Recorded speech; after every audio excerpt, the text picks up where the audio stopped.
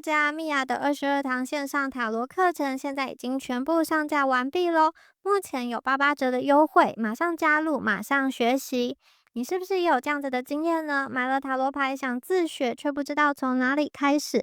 看了很多的影片，翻了很多的书，但是那些专有名词还是搞不懂。每一次解牌呢，都不大有信心，甚至越抽越迷惘，越抽越焦虑。其实呢，你缺的不是天分，而是一套温柔又有系统的学习地图。在课堂中呢，我会一步一步的教你从零开始跟你的塔罗牌建立真正的连结哦。那整套课程呢，分成4个章节。第一章呢，会带你认识塔罗牌的起源，教你挑选专属牌卡，并且如何和塔罗牌建立心灵连结哦。第二章解读塔罗的秘密语言，我们会逐章解析78张牌的牌意，让你轻松掌握大牌、小牌跟宫廷牌的能量和讯息哦。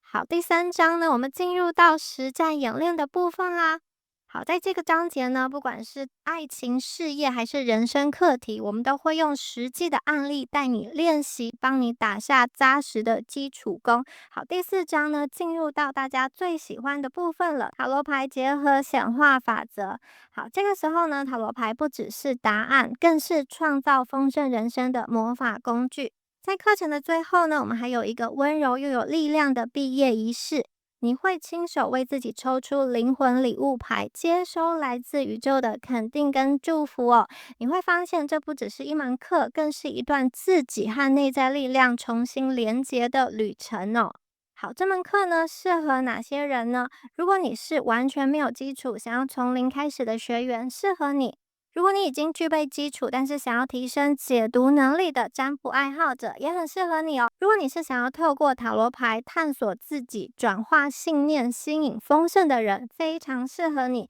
如果你想要成为专业的塔罗占卜师，打造你的副业的话，这堂课也绝对可以帮助到你哦。准备好开启你的塔罗旅程了吗？希望大家可以赶快加入，让我们一起成为灵性学习的好伙伴，一起探索未知，创造你的丰盛人生。Hello， 选到第一组的朋友们，大家好，我是蜜雅。我们今天呢，要来帮大家看一下你们喜从天降的惊喜哦，有什么惊喜要来临咯？好，我们来看一下第一组朋友你们的验证牌哦 ，Daydream Believer。好。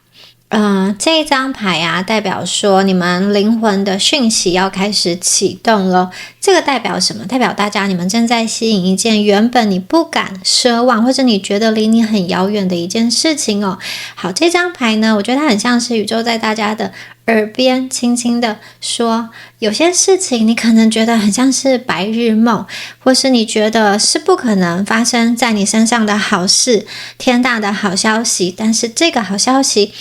正在慢慢的走向你哦。好，在牌面上啊，这个人他背对着世界，他披着一个如梦境般的透明的这个白色透明的这个白纱，然后站在云海跟群山之间，还有很漂亮的一个蝴蝶哦。好，这个呢并不是一个迷失，而是觉醒之前的安静。很多人会在梦里迷失，但大家你们并不是，你们并不是幻想家，你们是正在被光唤醒的造梦者。所以这张牌很强烈的能量是你真正想要的东西、愿望、梦想，这并不是遥不可及的。有些朋友你心里可能曾经有想过一件事情，但又觉得不敢说出口。好，如果真的成功，那会有多美好？如果我真的遇到对的人呢？如果我真的被看见呢？每次想到这种画面的时候，你可能就会心跳加速，就会觉得非常的期待。但也许理智又会把自己拉回现实，说不大可能，这种好事不大可能会轮到我。但是这一张牌哦，它其实是在提醒你说，你越觉得不可能，就是宇宙越要准备给你的这个回报，或者说这个惊喜，并不是你要努力10年很辛苦才能够换来的那种回报，不是需要你累到崩溃才有的这个结果的一个好消息，而是那个有一件事情你可能是在心中曾经想过，你认为它是一个幻梦，认为它是一个梦想，你现在已经放弃追逐，但突然这个好消息自己靠近你，我觉得它很像是一只蝴蝶啊，轻飘飘的就自己停在你的身上，不需要你去追。所以选到第一组的朋友，接下来你们生命中会出现3个征兆。第一个就是你可能会反复的想到一件事情或是一个人，很莫名其妙不由自主的就会反复的想。第二个，你会开始出现好像很久没有做过的一个梦，比如说有关于你的童年，有关于你的初衷，有关于一些被压抑住的愿望，还有可能会有一些微小的巧合反复的出现，可能3次以上。比如说你听到一首歌，一个旋律，一个名字，一个符号，或是类似的一个概念，或是一句话，或是什么样子的数字反复的出现3次以上，这些都不是巧合，它是一个启动嘛。这张牌我觉得它很像是一道门，在门外站着并不是恐惧，而是惊喜要等着大家哦。所以接下来的30天到45天内，你最不敢相信的那个领域会被触碰。有些人是事业，突然收到了合作邀请，或是你投资有很大笔的收获。有些人则来自于你的感情面哦，可能突然有一个梦幻般的人出现在你的生命中，非常温柔的向你靠近。而且这张牌想要告诉大家的是，你们迎来的是一场灵魂级的一个蜕变。你不需要，就是你本身不需要去做一些激烈的改头换面，你只要去相信你的梦。所以现在大家可以做什么行动呢？就是好，在今天晚上睡觉之前你可以在脑海中想着你最想实现的3个愿望，可以写在记事本或者纸上，或者你在脑海中反复播放这个画面。你不用写什么时间要实现，也不要画流程，怎么样 ABCD 去实现，也不需要向其他人解释。你只要写下你真正的愿望，你真正想要完成的事情，因为宇宙在跟大家说，在你的梦境中，在你的想象的世界中培育的这个种子，即将在现实生活里发光发热，即将在现实生活中显化成型。好，我们来看一下第2张牌 Sacred Cave。 好，这一张牌是很神圣的洞穴。好，大家你们选到这张牌，首先要恭喜你们，因为宇宙把大家放在一个只有很特别、天选之人、很珍贵的人才能够抵达的地方，就是这个神圣的洞穴。好，有的时候你在现实生活中，你可能觉得你有一点点迷茫，或是你觉得你现在没有往前走，好像在退步或是停滞，但其实这一张牌的能量不是这样哦。其实你是在为了某一件要爆发或是爆红的事情来积蓄你的能量，在聚能。所以可能有一段时间你会觉得我自己是不是卡住了，停住了，是不是没有进展，是不是比不上别人，我要落后了。但其实好，神圣的洞穴这张牌在告诉大家，你们并不是落后，而是你是在沉潜，你在准备一个即将要完成尚未完成的奇迹。好，就像山脉下它浓缩了1000年的一个很珍贵的一个矿产，它需要时间去酝酿才能成就它本身的价值。所以大家你们现在感受到的一个沉默、等待或是混浊的时间，它其实是一种保护，因为这个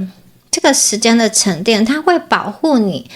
让你不必在一个还没有成熟或是还没有准备好的阶段就推出去被别人品头论足，或者是去消耗你的能量。它要你在真正准备好之前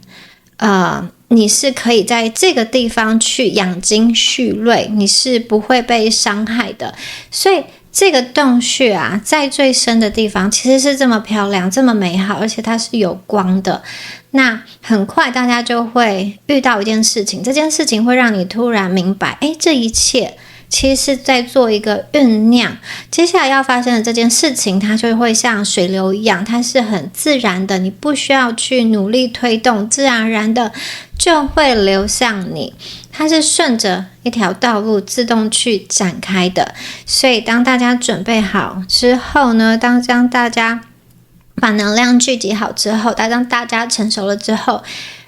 有人会主动愿意帮你，有一个资源会主动愿意靠近你，或是本来以前敲不开的门，突然有人会从里面替你拉开这一扇门，你不用去硬闯。我觉得它很像是岩壁中的水源，一滴一滴的在累积，最后形成瀑布。当这个瀑布流上来的时候，哇，你们的生活会有连锁反应，所有的事情开始点到点的连接，开始串联，资源开始靠拢，所有的阻力都开始溶解。这个时候你惊讶的回头看，你会发现原来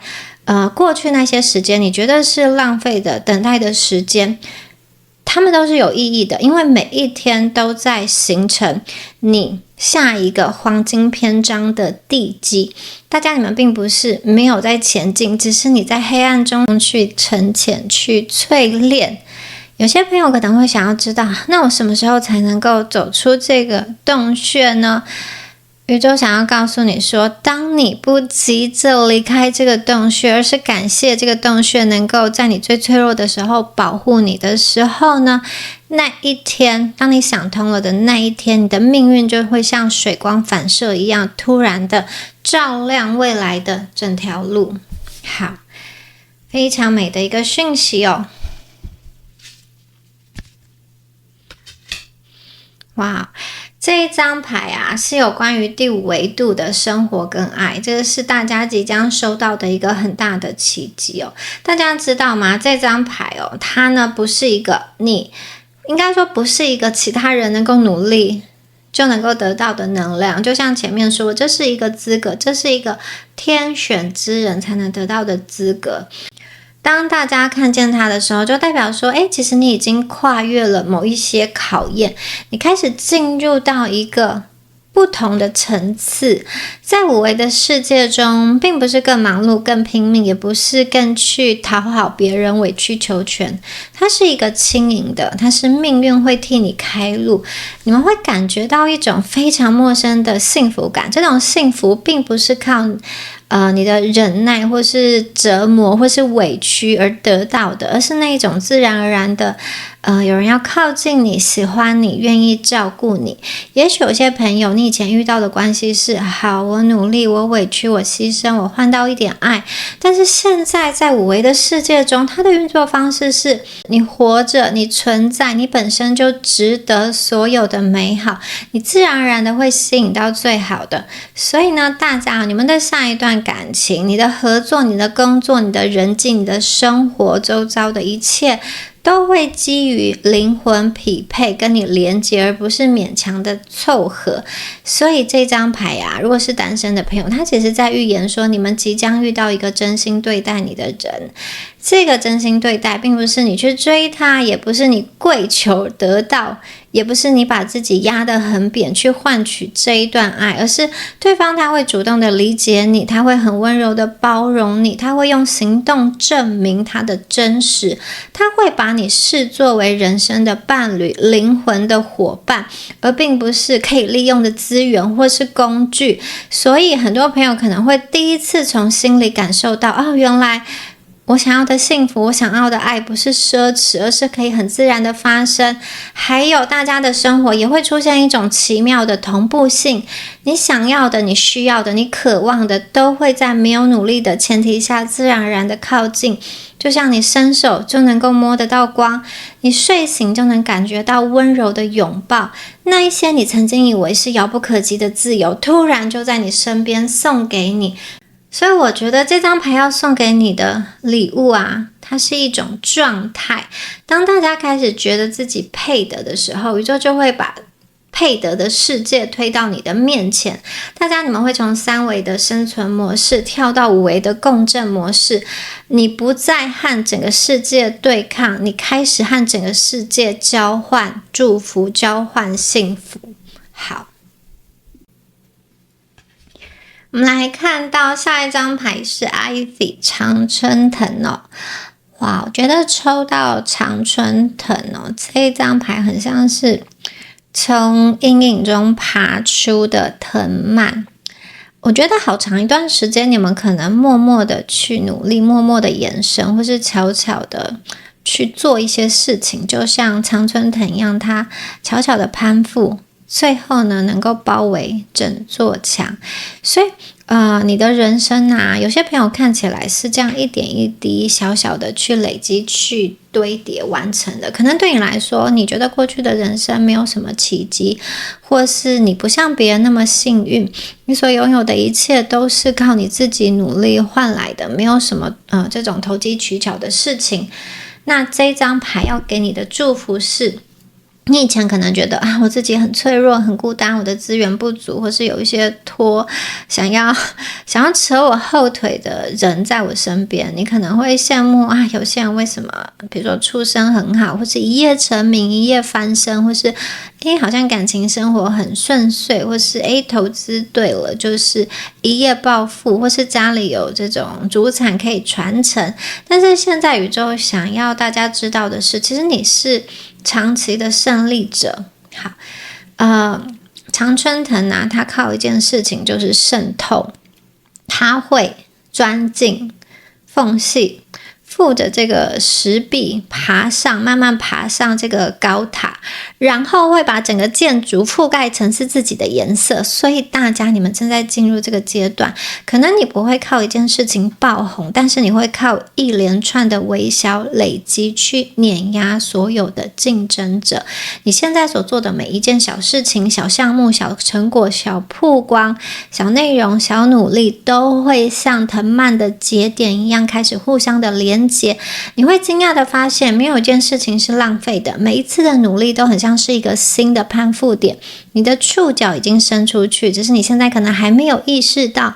接下来的3个月，大家会迎来一件很风光的事情，就是有一个领域你会好好的把它占领，不被其他人抢走。这个并不是靠你的幸运，而是因为你已经在那边扎根很久很久了。别人以为你是刚刚起步，刚刚努力，才刚刚碰触，为什么就可以有这么好的一个幸运？但其实是你在这之前已经打下了很多的根基，你已经好像吃过了一些亏，你已经知道要怎么去做，你知道怎么绕，怎么爬，怎么用最小的阻力去获得最大的收益。你没有办法被摧毁，因为常春藤它不靠力量取胜，它是靠它的繁衍生存的一个本能。所以大家你们并不是软弱，你是那种耐久型的长跑者，你是霸主。也许别人是短跑，是冲刺，可是你是靠慢慢的渗透，慢慢的繁殖。别人可能尽力一次，然后呢有一个短暂的火花，但是大家的赢你是一个常胜者，你可以持续的赢下去。这个就是你们的逆袭方式。好，我们来看到下一张牌 Moonwort。好，这张牌代表的是解锁者、封印的解除者。大家你们会得到这张牌，代表说其实你的人生过去有一个被困住、被锁住很久的领域，比如说它是感情、是金钱、是人脉，或是资源，或是一个圈层，就是你可能觉得它是需要靠特殊的方法、特殊的管道，或是需要知道一些什么样子的事情才能够进入的地方。现在大家你们不用钥匙就可以进去了。好，这张牌它是它象征着古代炼金术的一个魔法的植物。它不是刀，也不是锤子，也不是爆破，它是靠着一种不可解释的力量，让锁会自己打开。所以呢，大家你可能会遇到一件你觉得很不可思议的事情，就是这一扇门你从来没有想到你可以打开，现在轻松，就是很轻松的它就自然而然的开门了。你没有努力说服对方，也不是你低头去祈求，然后你也没有做什么特别的事情，对方就主动的邀请你进入这扇门。然后你可能会怀疑说为什么是我呢？为什么我可以来到这里呢？答案很简单，因为大家你们是破局者，因为你们的格局跟能量已经不同了。在这段时间，你们会慢慢的感觉到，有些人对你很友善，有些资讯开始浮现，有些真相开始浮现，有一些暗门开始松动，这些都不是巧合，因为命运在帮你改密码。接下来大家会感觉到，有一些曾经好像跟你擦身而过，或是没有注意到你的人，突然向你伸手，把你秘密的拉到一个好像圈层，或是一种秘密的聚会，或是有一些曾经拒绝你的人回头来找你。然后呢，就是好像你对他们有恩一样，他们必须要还你，要去帮你。还有一些就是可能他自己觉得高高在上，或是你觉得他们是高不可攀的人，忽然跟你进行一个平行的交谈，就是对你来说，你也不需要再去仰望他们，是可以很轻松的，是平辈的这样子去交谈，你也不会觉得可怕或是惧怕，对方也没有一个好像因为自己拥有什么就觉得是高高在上的姿态，你们会展开一次平等的交谈跟对话。然后这张牌还有一个力量是不可见的，就是背地里暗暗的在去运转跟酝酿的一件事情。那他在为你们推动什么呢？就是你们即将进入到的这个圈层我觉得他会有新的标准、新的语言或是新的视野。那大家不要害怕，机会来临的时候就打开门走进去，不要再回头了。你会感觉到你已经不再是旁观者，就是你不是默默看的这些你很羡慕的人，你是他们中的一部分，你是这个圈层的一个可以去参与核心决策的人。而且接下来打开这扇门之后呢，你的价值观会改变，你的定价能力会改变，你的自信门槛会提高。很明显的是，你的收入集聚跟合作的阶层大幅度的提升，很多原本你觉得不属于你的东西都会变成你的日常。比如说有些朋友本来你的日常可能是经济舱，现在呢你的日常就是头等舱跟商务舱，就是有一些你觉得跟你很遥远的东西现在都会变成你的日常。好，来看一下下面的牌。好，哇，2张我觉得都是非常甜蜜的牌。来看一下，我们首先呢有这个恋情突然降落的一个连结，一种命运式的相遇，配合前面的这张牌，哇，我觉得这组朋友你可能会突然被某一个人抓住眼球，然后毫无防备、毫无准备的就跌入一段感情中，并不是靠理智，也不是靠分析，而是你们的灵魂瞬间认出彼此。有些朋友可能会觉得我现在在专注生活里其他的事情，准备考试，我的生活职涯，或是我想要创业搬家，我要移民，我要工作或是我有孩子要照顾，你觉得我应该没有空谈感情了，你觉得自己这辈子应该很难遇到真爱了。但宇宙他想要跟你说，好，其实你不需要准备，宇宙会替你准备好。这个人我觉得他很像是一个磁铁，他会把你的注意力吸走。这个人他有一个特征，就是一开始你可能没有特别的就是认为他是一个要谈恋爱的对象，甚至你觉得就是没有想过会是他，但是他会突破你心里的一道防线，就是靠你们两个交流的一个真实的瞬间去突破这个防线，然后你会开始意识到，哇，自己对他的感觉是很不一样的，你的心看见他就会跳，然后他在你身边，你就会觉得很安心。这段感情是很真诚的，他没有任何的套路跟算计，它是一个心与心的撞击碰撞，心跳开始。一开始你可能会抗拒说我没有时间我不想要谈恋爱，我没有安全感，我很害怕，或是我有很多很多状况。但是这张牌呢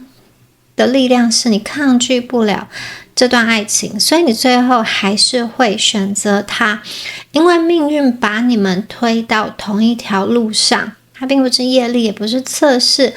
而是两条可能自顾自的行走，两条河流自顾自的行走，但是在某一点自然而然的汇集，它有种突然的碰上了、遇上了之后呢，就没有办法再分开。那接下来啊，我觉得它有一种落地之后的萌芽，大家也会感受到一种久违的温柔，它不是轰轰烈烈，也不是欲望在燃烧，也不是这种戏剧性的高潮起伏，它很像是一种很轻柔、很安稳，让你可以去卸下所有防备、卸下所有盔甲的一种恰恰好的温度。所以呢，这段爱情它并不是靠浮夸，不是靠表演，也不是靠一个互相的去好像控管行踪去抓取，也不是靠竞争，它是靠自然而然的吸引。这段感情啊，它不要求你变得更加的美丽、漂亮、有钱、完美，或是成熟、强大，它只想要问你自己一件事情：你敢不敢让自己被喜欢呢？有些朋友，你可能过去在关系中会扮演照顾者，或是拯救者，或是某一种救世主，很坚强的这种角色，或是有些朋友，你可能在关系中被要求懂事、体谅、牺牲、吞忍，或是合理化其他人的一些不成熟的行为或是要求。但这张牌在告诉大家哦，这一次好，这份爱呢，他会照顾你，他会看见你的需要，在你开口之前，他就会看见你的需要，他也会陪伴你所有的脆弱，不会批判，也不会嫌麻烦。他会问你今天过得好不好，怎么样？这个并不是只是一个闲聊或是一个礼貌，是他真心的想要知道。你会发现爱情它并不需要靠猜忌、战斗、竞争或是叠对叠，它是能够被接住的。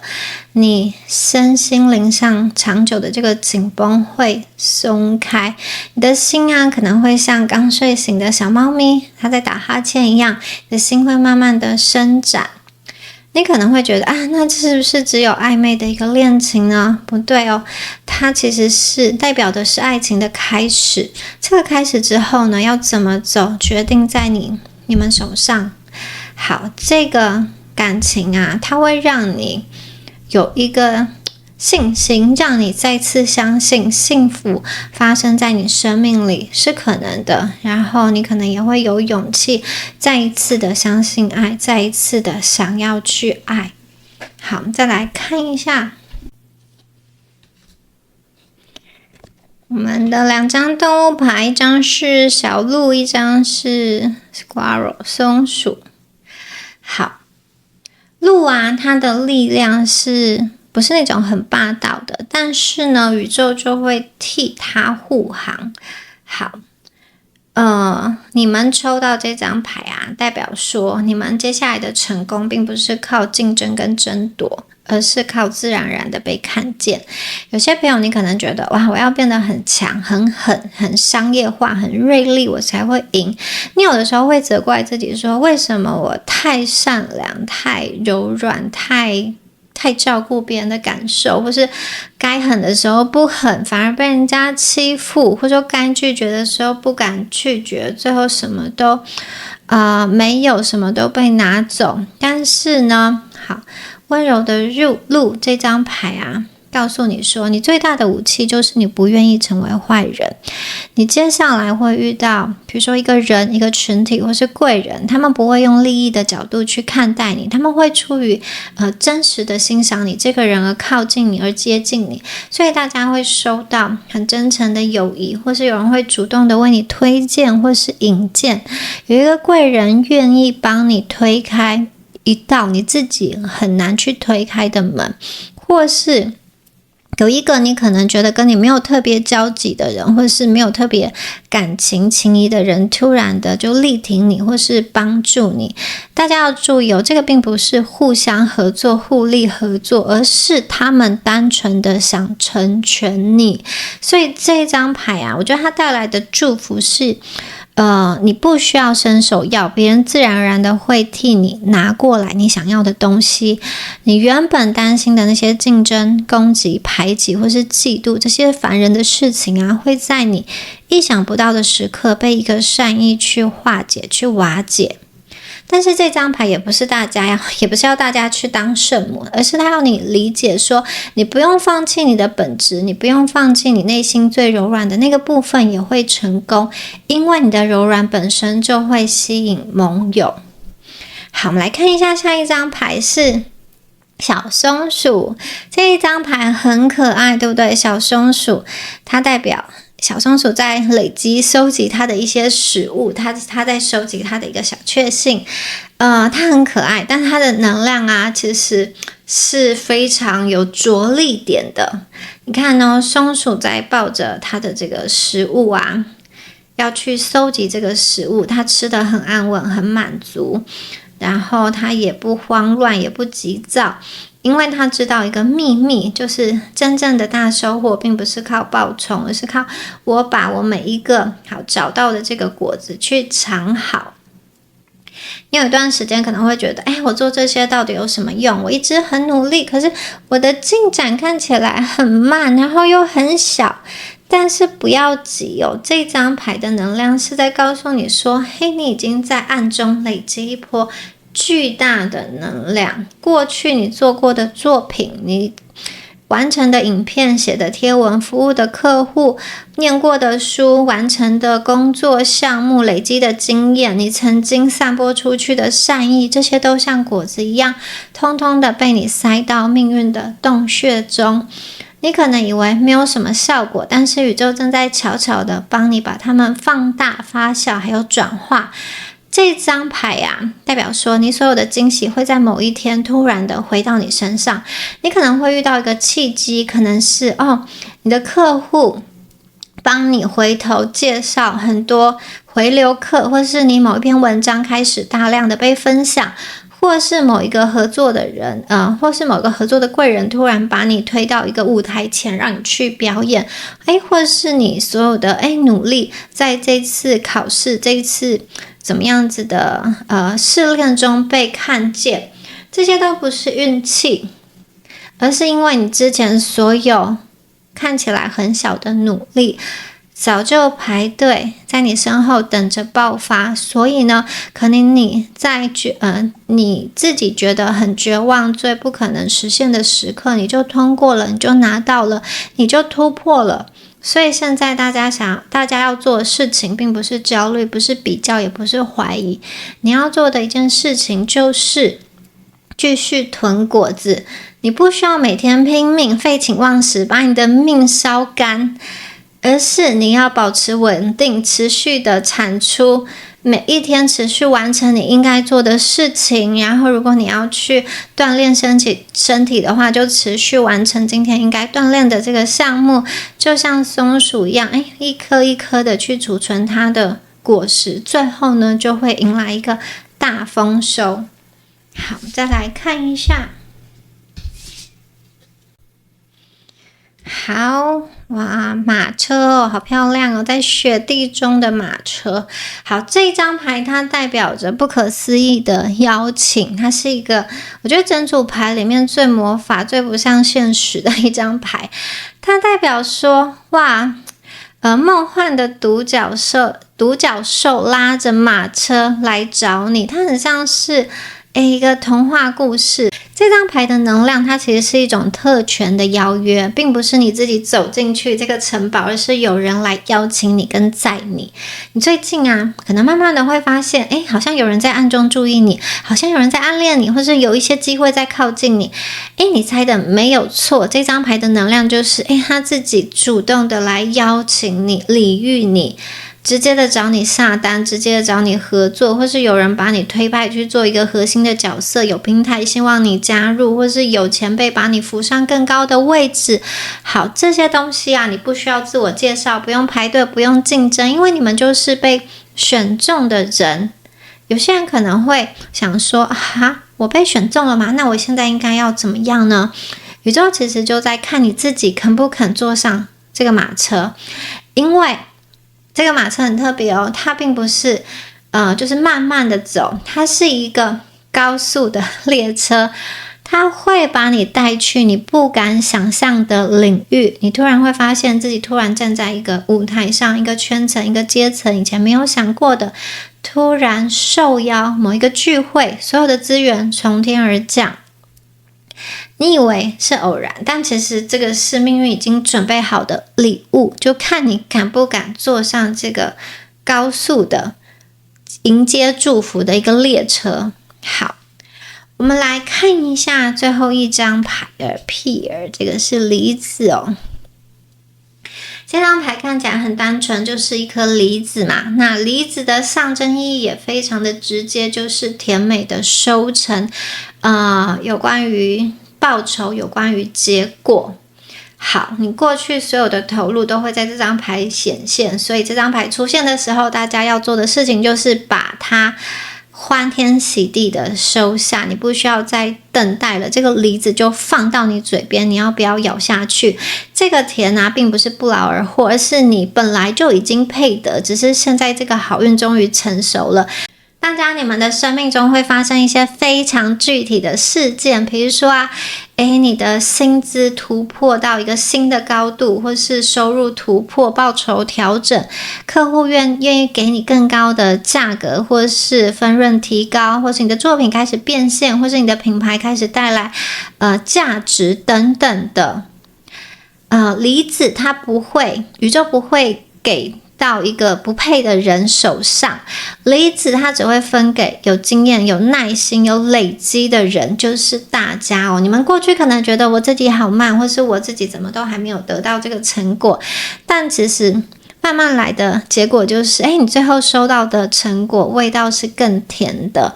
所以接下来未来的你们，其实你不需要再解释，不需要再证明，不需要再讨好，你只需要开口或是出手，就有别人愿意付费，或是把你提高到一个意想不到的一个高度。所有的资源是自然而然的到来，梨子它并不是夸张的奇迹，而是稳定的回报。钱呢会源源不绝的朝大家而来，所有的累积、努力、等待都在为这一张牌铺路。好，它很像是一个时空的切换器，过去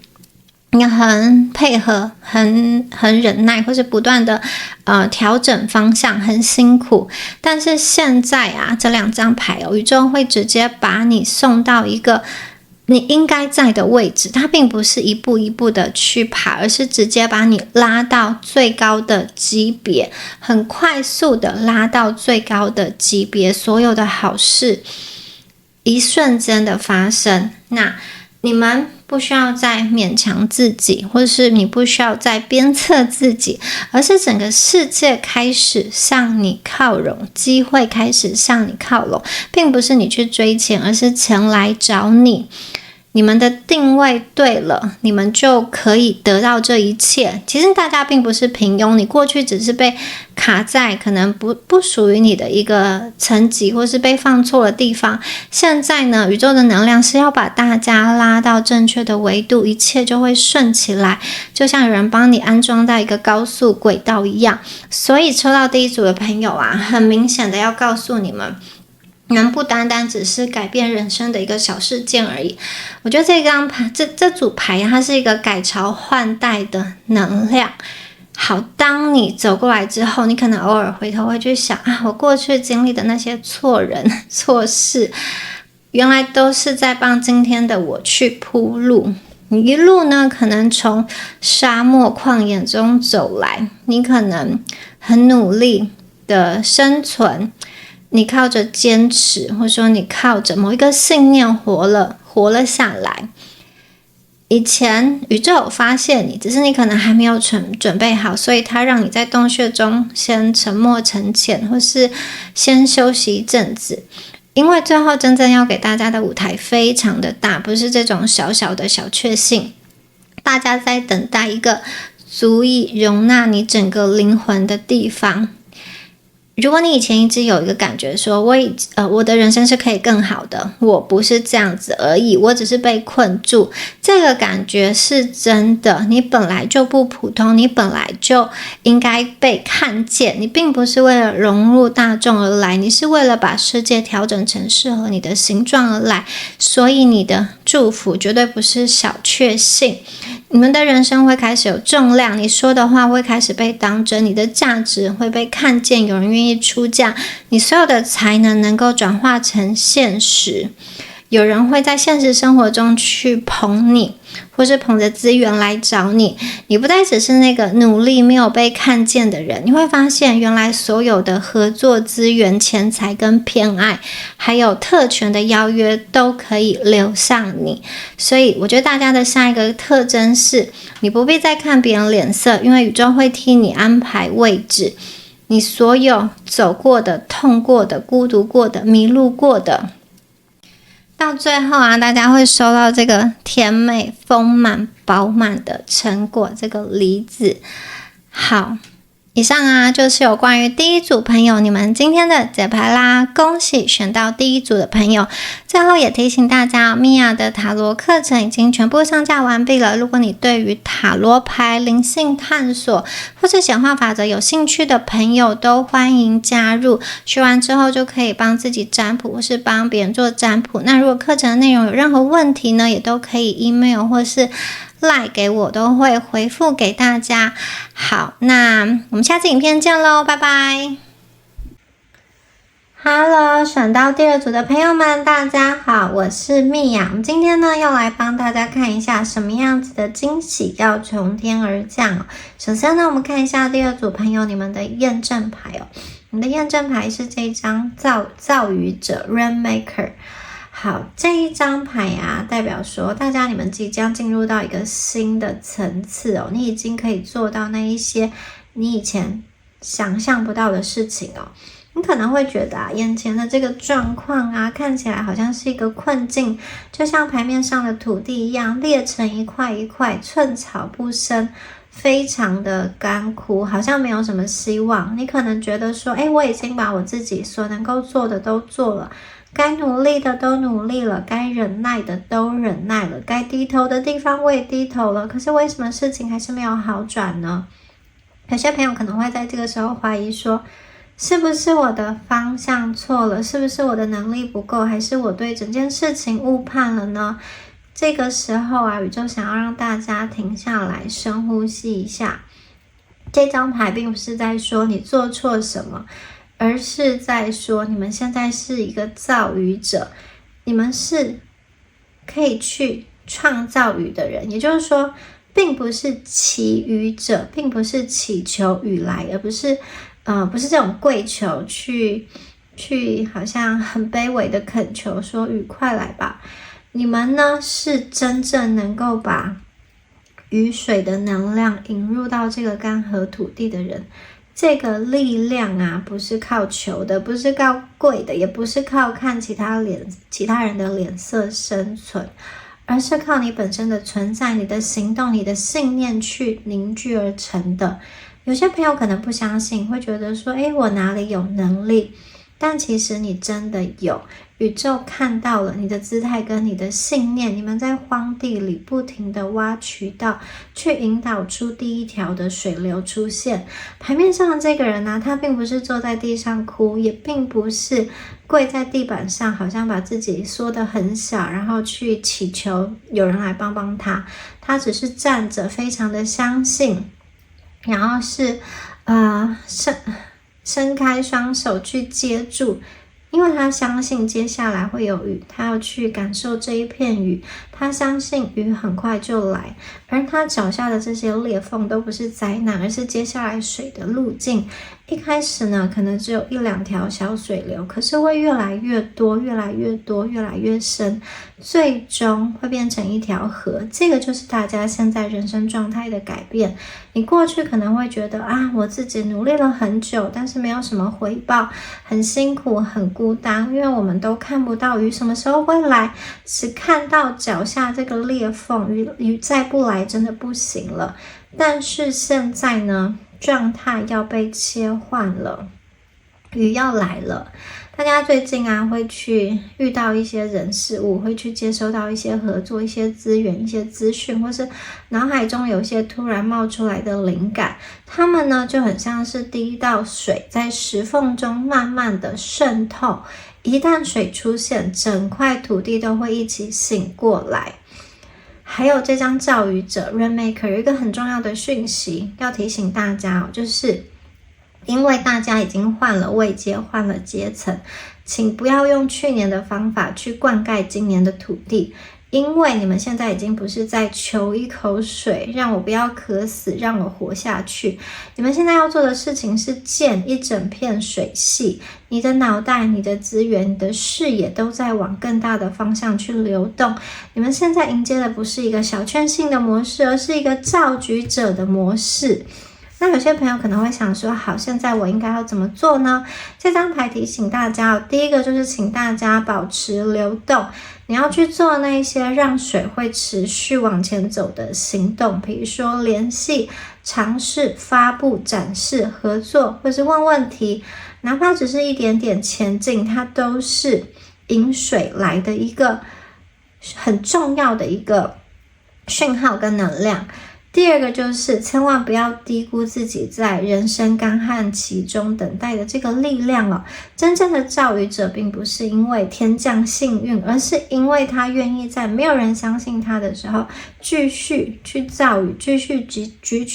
举起他的双手，保持信念，保持动能，第一滴雨绝对会先落在大家身上。好，如果你会觉得最近，如果你有一种这种能量是你觉得你被困住了，你觉得你一直没有办法前进，宇宙想要让大家换一个角度去思考，你并不是停留在一个困境的原地，而是你在把脚下的这个干涸的大地，这个沙漠，你要变成湖泊。你并不是困住了，你是在做别人没有勇气、没有耐力做到的事情。你已经开始造雨了，雨要来了。所以呢，你要做的事情并不是焦急的等待，而是继续伸手。雨一定会来，而且雨一旦来了，它会比你想象中的还要更大、更凌厉、更澎湃。所以这一组朋友哇，你们接收到的祝福，它绝对不是一个小确幸、小小的祝福，而是翻转人生的一个很大的力量。好，下一张牌是哇，你们进入到一个高频的世界了。当大家看到这张牌啊，我觉得你们整个人就要被光托起了。你们最近可能会觉得有一些身体上的变化，就是你以前能够忍耐的、能够吞忍的、能够配合的，或是能够压抑的事情，现在突然没有办法去压抑了。这个并不是大家变得不好，反而是你的频率正在升高你们就像是画面中的这位存在这个女神她的身体静止，但是她整个人是被雷光串起的，她的头顶、他的心口、他的核心都在发亮。这张牌的出现代表说大家你们的人生已经不允许你再继续把自己压低了。在整个频率提升的过程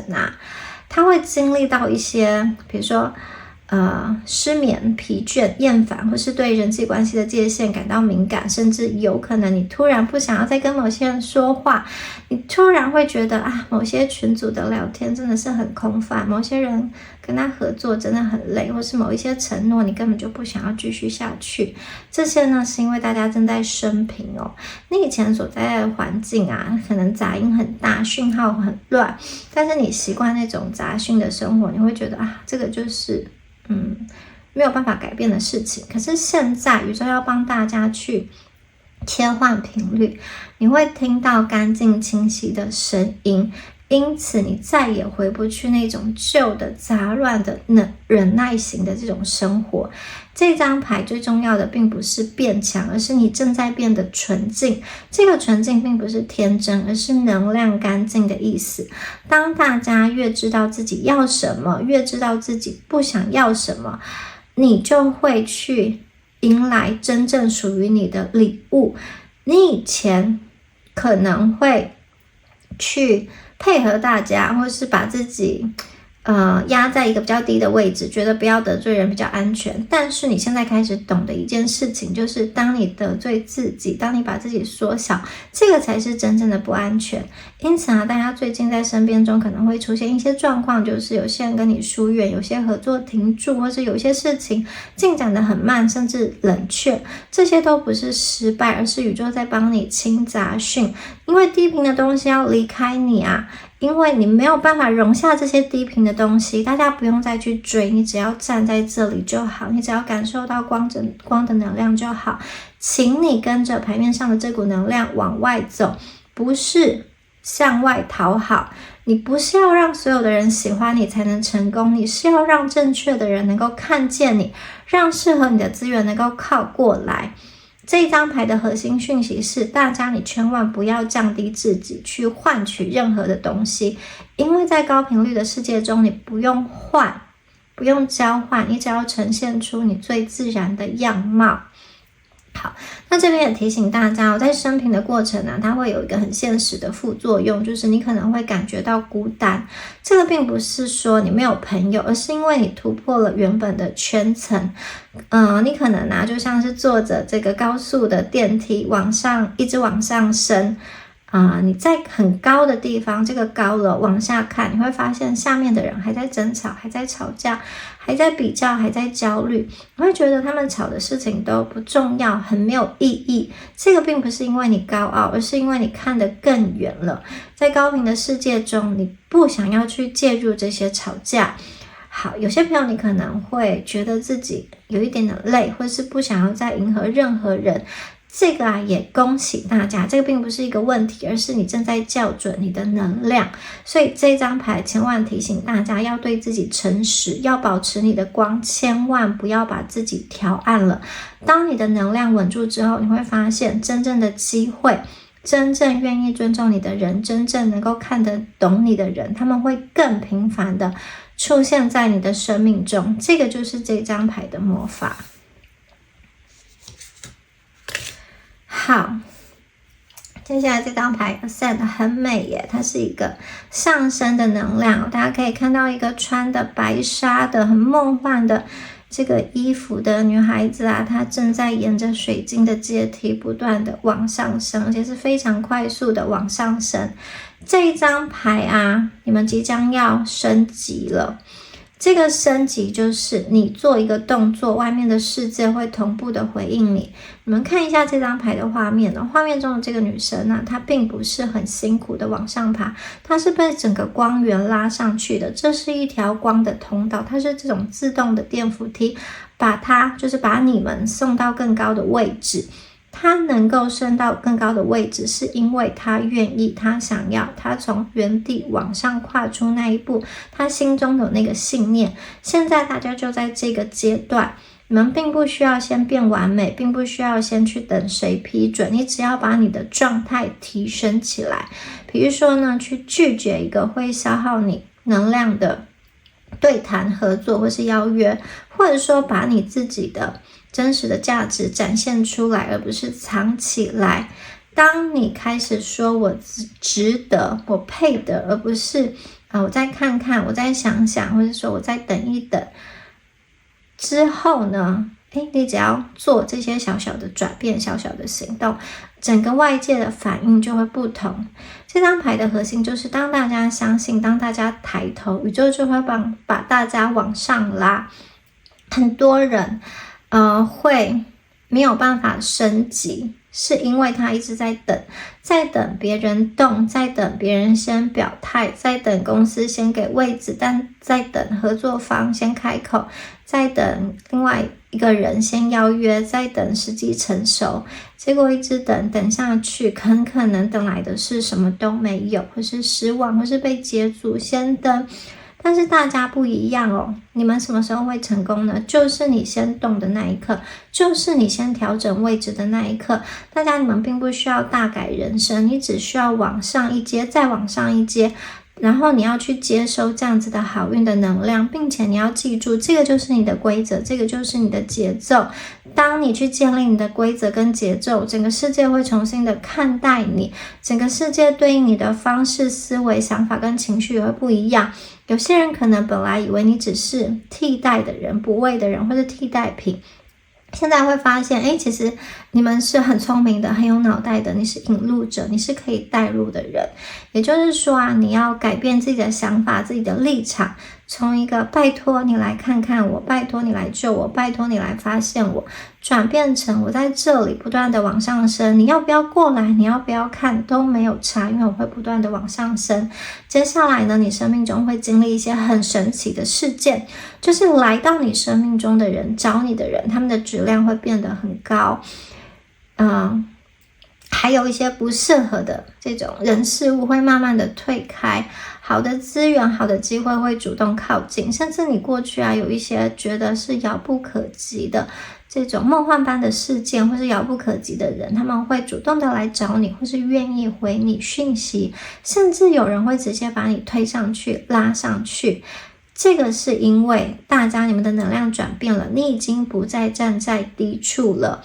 当你动，整个世界也跟着动，所以请大家提高你的姿态，你不用吵，不用演，也不用迎合，你只是把你本来的高度拿回来，你站到那里，光就会去迎接你，所以请大家相信，这个就是你们本来的高度跟位置。好，我们再来看一下下一张牌 Imagination。 哇，这张牌好梦幻，好漂亮。有一个女孩，她正在拿着画笔画画。这张牌在讲什么呢？这张牌在讲说，大家可能你只是曾经在脑海中想想的事情，接下来要来敲门了。这个代表说大家脑袋中的那些画面，那一些直觉，或是有一些你自己都不好意思说出口的愿望，即将要实现咯。这张牌讲的并不是幻想，而是你的思维会开始跟未来同步，你的行动会把你想要的未来往你身边去靠拢、靠近。大家你们脑海中的想象会变得越来越具体，它并不是一个模糊的说我想要一个更好的生活，而是出现一些很具体的画面，比如说你住在哪里，跟谁合作，做什么内容，做什么工作事业，或者你周遭的环境是怎么样的，跟什么样子的人去经营感情，走进关系，就是这个更好版本的生活，它是有血有肉有细节的，这些都不是空想，而是你的能量正在塑形。然后这张牌很重要的讯息要告诉大家，你越敢画，越敢想，你就越快到达你想去的地方，并不是靠你努力、焦虑或是拼命去达到，而是脑海中的这个想象越具象，你就能够越靠近真正的现实。接下来大家也会明显的感受到一些巧合，某些人的出现并不是偶然，某一些对话并不是就是无意义的闲聊，或是某一些邀请看起来很微小，但是它却会让你的心头有这种被震撼的感觉，因为他们都是把你画在脑海中的东西搬到现实中的桥梁。好，这张牌还有一个很直接的惊喜要告诉大家，就是有人会主动的靠近你，它可能是合作，可能是资源，可能是感情，就是有人会对你产生好奇，有感觉，特殊的连结，想要去了解你，想要把你拉到他的世界。你可能会觉得说，怎么会有这么好的事情？对，它真的会发生。当你开始构筑未来的时候，宇宙就会开始配合你。刚刚有说到感情嘛，特别是在感情这一块，如果你过去你一直遇不到你想要的人，可能是你的想法比较抽象，比如说我想要有人爱我，我想要被爱，我想要有人真心对待我，我想要真诚，我想要稳定。好，但是具体的是什么呢？现在这张牌会让你把这些想象变成一个具体的画面，他是一个什么样子的人，什么样子的互动，什么样的节奏，你们怎么样相处，你想要被怎么样子的对待。当你想清楚之后对的人他会去靠近你，他不是来消耗你的，他是来跟你一起共创未来的人。好，那在大家的现实生活层面也是一样，你们不再只是等好运靠近，而是你会突然的想要把自己呈现出去，把自己的作品放出去，想要更新履历，或是想要换一个环境，就是你可能也不确定为什么，但是你心里就是有一个想要去动跟改变的念头。当大家一动，世界就会开始动，会有人回应你，会有人去连接你，会有人来介绍你，或是有人跟你说啊，我一直想要找到像你这样子的人。所以这张牌具体的就是你越敢去做梦，然后把这个梦做得越具象，宇宙就会帮你把它变成实现，就会把这个梦想变成一个现实。所以呢，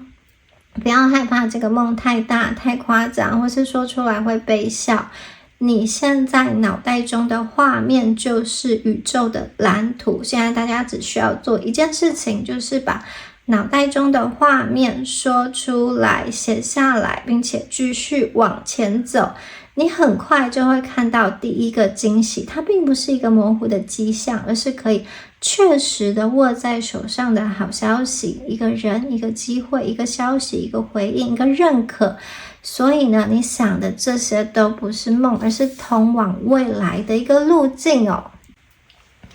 好，我们来看到下一张牌卡玛，它是业力牌。这张牌呢在讲什么呢？这张牌讲的并不是一个报应，而是回报。你们过去先前所有的累积都要开始回流了，大家你们过去做的努力，付出的善意，比如说你辛辛恳恳的去经营去工作，你没有炒作，也没有偷吃步，你靠的是你的真的本事，现在呢都要回流到你身上。很多人看到业力会想说他是不是要来惩罚？但其实不是哦。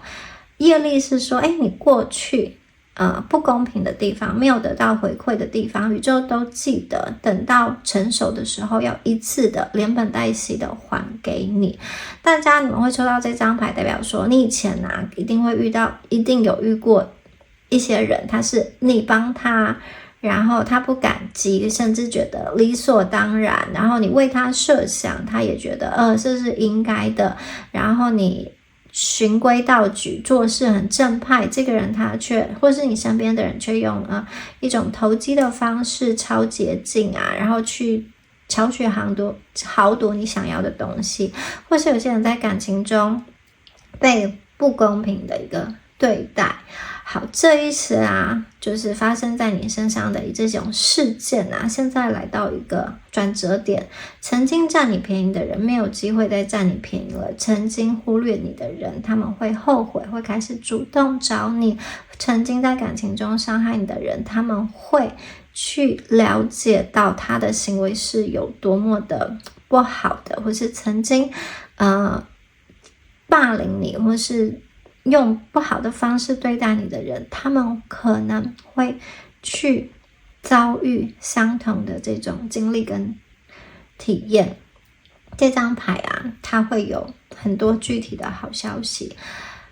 首先第一个好消息就是大家因为你们的这个所有累积的这个回报回流到你身上之后，大家你们的名字会开始被推荐出去。这个并不是你求来的，是别人帮你讲好话，你甚至可能不知道是谁在帮你推荐，谁在帮你讲。你以前曾经做过的作品，你帮助过的人，或是你用你的专业救过的这种局面跟这种场子，这些事情会突然被流传跟提起，可能是主管去信任你，或是朋友帮你去牵线，或是在你完全不熟的圈子中有人去推荐你，去说你的名字，你不用推销你自己，机会就会自己来。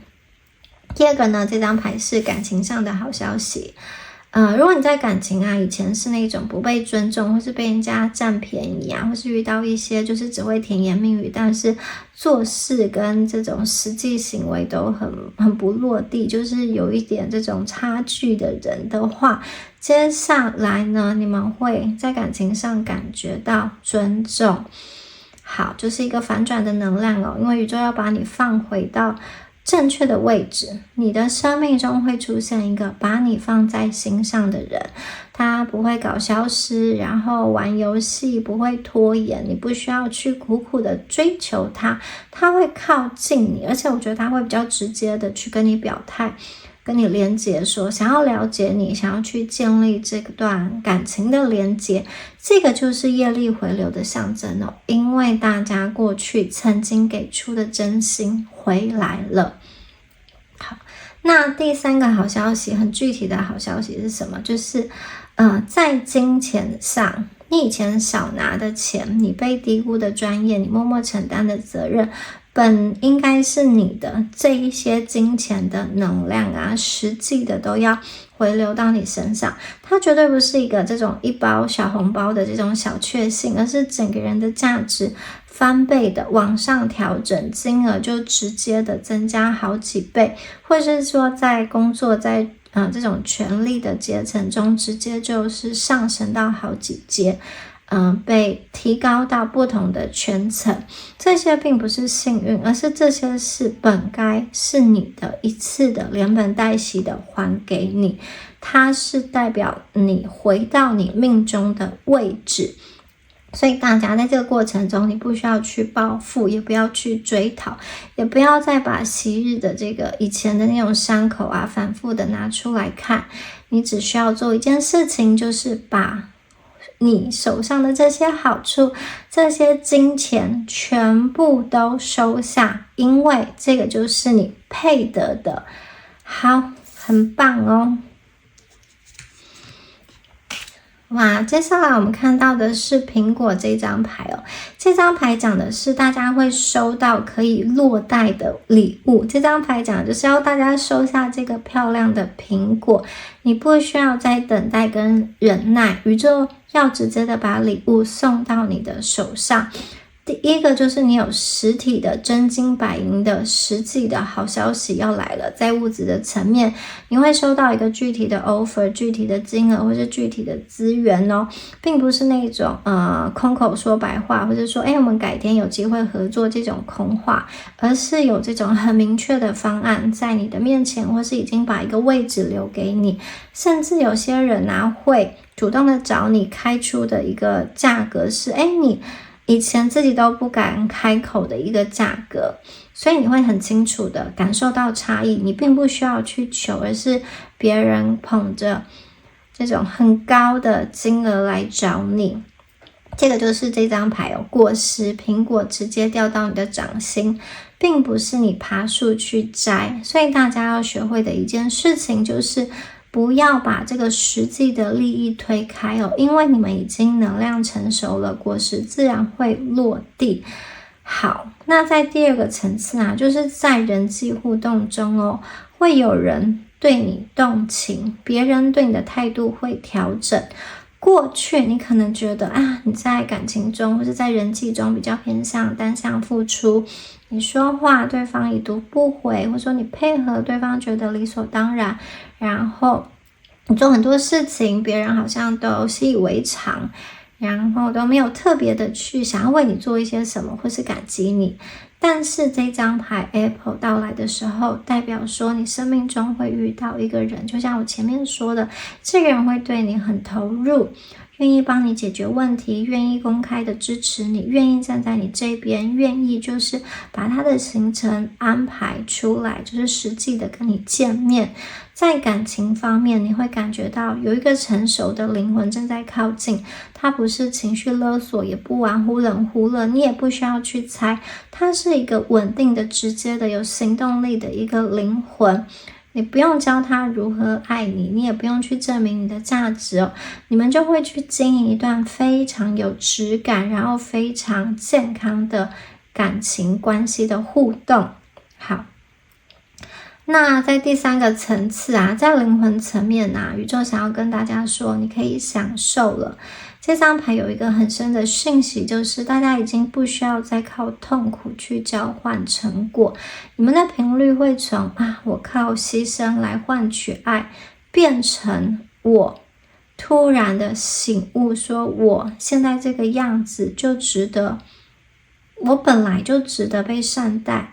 我不需要过劳，我不需要讨好，我不需要去跪求，我不需要证明我有多坚强才能够拿到资格，拿到好处。它是一种身份的升级，它并不是外界去提升你，而是你自己允许自己被提升。所以你要做的一件事情就是伸手去接住这颗苹果。它的考验并不是考验你够不够努力，而是考验你能不能够接受。因为很多人会卡在这里，当果实掉下来的时候，他们会躲会退，说这不是我的，我不配。结果果实掉到地上烂掉，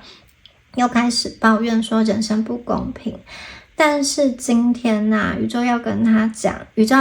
讲，你真的要把属于你自己的东西接住。如果你这次愿意接，你会发现说，原来你之前一直以为的努力不是为了讨好谁，而是为了把你带到一个果实会自然成熟，自然落入你手中的维度。这一次大家真的不需要去摘，你只需要很轻松的去接收就好了。好，我们再来看到下面的牌哇，这张牌的能量很深好，这张牌是 Belladonna， 它是一种有毒的植物，它叫颠茄。它的果实是黑黑的小小的这个亮亮的一个果实这张牌它出现是代表说大家你会发现一件很重要的事情，过去曾经让你很害怕的东西，你心里的那个刺，那个会毒死你的东西，现在他们已经自动的退场跟失效。这张牌的象征很强烈，它讲的是毒。什么是毒呢？你过去生命中的毒是什么？它可能是一个很毒的关系，或是某一种控制，某一种恐惧，某一个人，某一个让你永远听到或看到就会缩小自己的情境。可能这个毒碰你一下，你整个人就心烦意乱，就崩溃，就妥协，就自责，就害怕。但现在不一样了，你已经没有办法，这个毒已经没有办法去控制你，因为你们已经升级了。好，过去曾经压你或是打击你的人，他已经没有力量再压你跟打击你了。你会很具体的看到一个现象以前曾经让你窒息的人，现在对你无效了。他过去讲的那一套，你欠我你要感恩你不够格，我看不起你等等的，你现在已经不会被这些能量影响你不会像以前一样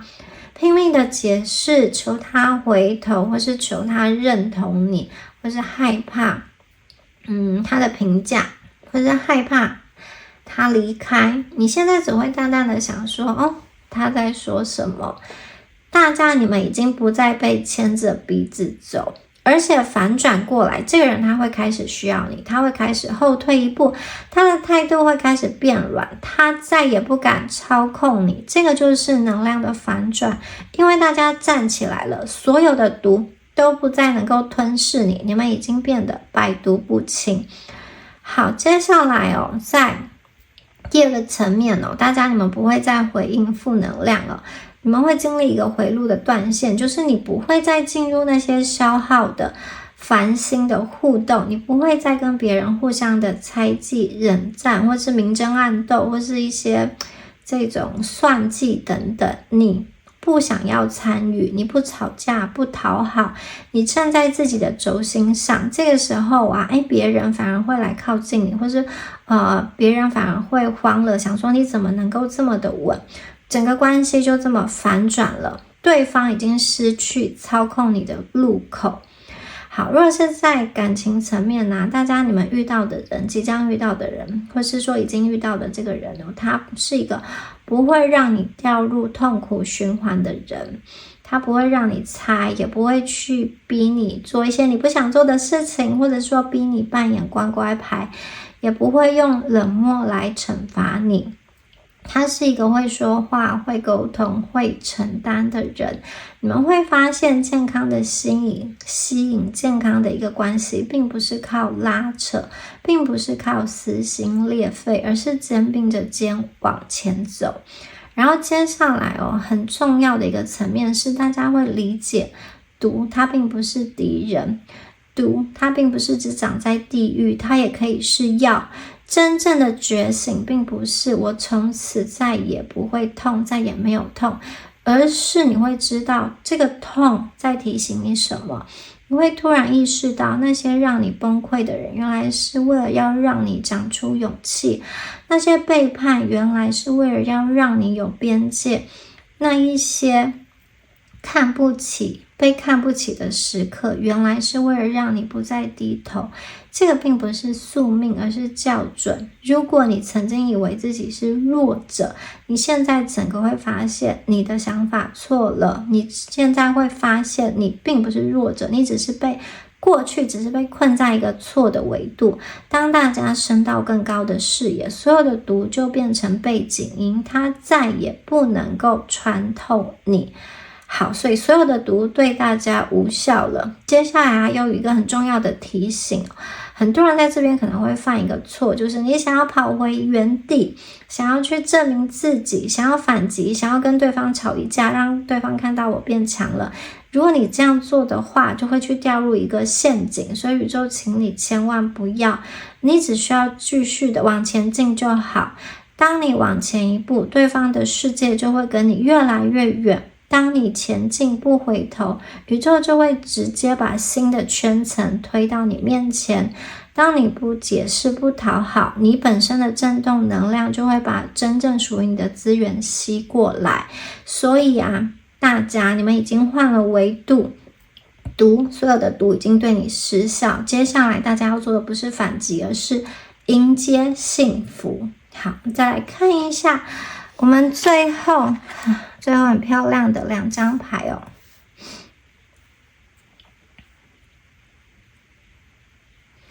好，第一张牌是什么？哇，这张牌是很漂亮的一只神鸟，很像是凤凰，它是带着羽毛的神鸟，它站在一些旧的纸片当中，然后背景是很梦幻的。这个纸片呢，象征着一些断掉的记忆。这只神鸟它正在发光，它正在准备展示。